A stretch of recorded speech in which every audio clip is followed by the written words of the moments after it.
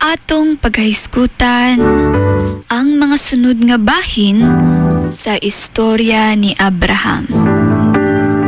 Ato kining mabasa sa Genesis 12 verse 1 to 9. Giingnan sa Ginoo si Abraham nga mobiya sa iyahang yuta ug sa balay sa iyahang amahan, ug musunod sa yuta nga ipakita sa Ginoo kaniya.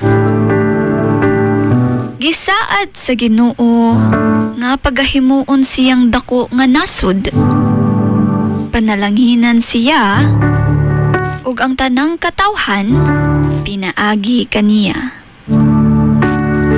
Misunod si Abraham uban kang Sarai ug Lot, ug miabot sila sa Canaan, diin nagpakita ang Ginoo ug nagsaad nga ihatag ang yuta sa iyang kaliwatan.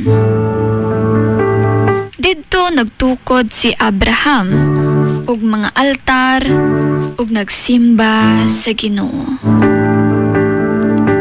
Kini nga bahin sa Biblia nagatudlo kanato nga ang pagtuo nagapasabot sa pagsalig ug pagtuman sa sugo sa Ginoo. Bisan pa man wala pa nato makita ang tibuok hulagway, sama kang Abraham, kita usab kinatawag sa Ginoo sa paglakaw uban sa saad niya.